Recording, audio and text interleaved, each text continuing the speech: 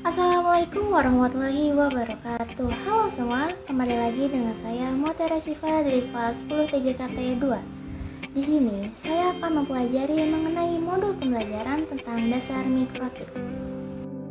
Apa itu mikrotik?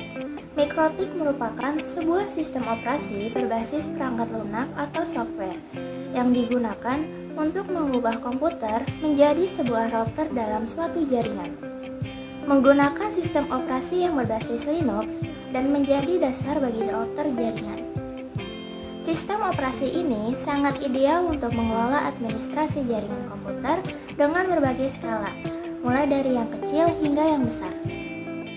Selanjutnya, saya akan menceritakan sejarah singkat mikrotik. Mikrotik sendiri merupakan nama perusahaan kecil yang berkantor di pusat negara Latvia dan dibentuk oleh John Crowley serta Ernest Atkins. Sekitar tahun 1966, mereka berdua memulai dengan sistem operasi Linux dan MS-DOS dan dikombinasikan dengan teknologi berbasis wireless atau nirkabelan atau WLAN Aeronet yang berkecepatan hingga 2 MB di Moldova. Dan kemudian melayani sekitar 5 pelanggan baru di Latvia. Seiring berjalannya waktu, prinsip dasar dari mikrotik bukan membuat wireless ISP atau Internet Service Provider lagi, akan tetapi dapat membuat program router yang andal dan dapat dijalankan di seluruh negara. Selanjutnya, sertifikasi mikrotik. Yang pertama, sertifikasi secara berjenjang. Yang kedua, masa berlaku 3 tahun. Dan yang terakhir, perpanjangan ujian lagi. Nah, di sini ada gambar mengenai mikrotik. Mikrotik ini yang pertama ada MTCNI. Di mikrotik ini, kita belajar pengenalan mikrotik. Ada firewall, wireless, dan lain-lain.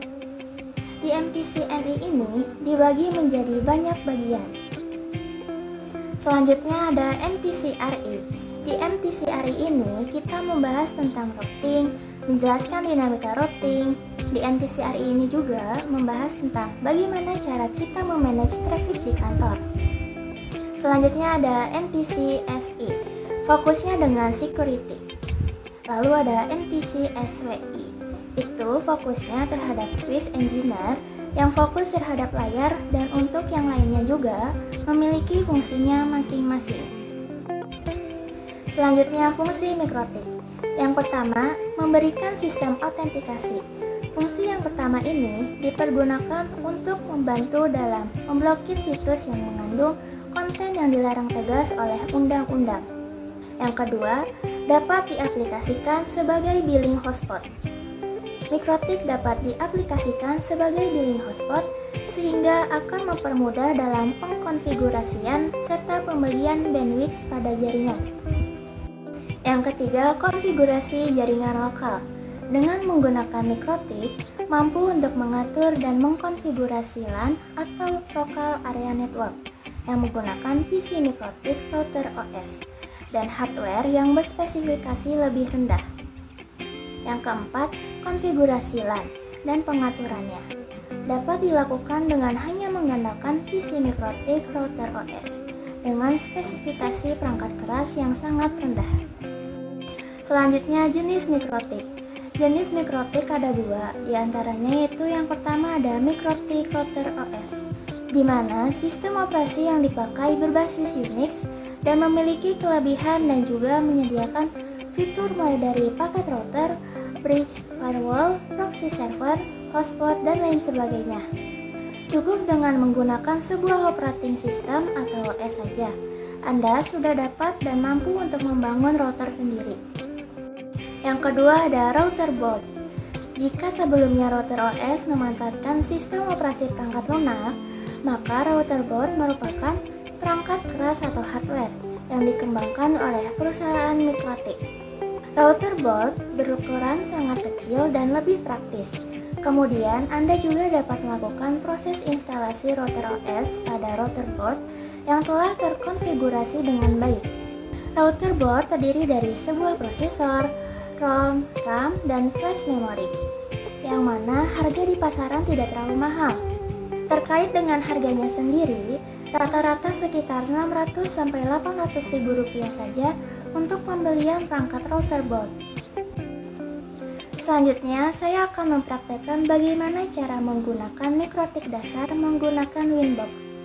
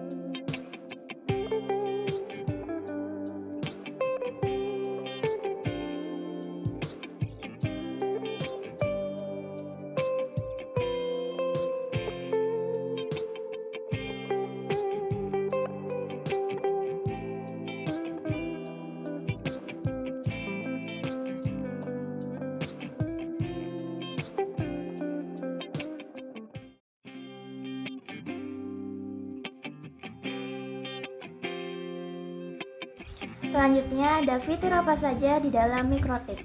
Yang pertama, address list, yang berfungsi untuk mengelompokkan IP address berdasarkan nama. Yang kedua, bounding, mendukung pengombinasian beberapa interface internet ke dalam satu pipa. Yang kedua, bridge, mendukung fungsi bridge spinning tree, multiple bridge interface, dan bridge firewalling.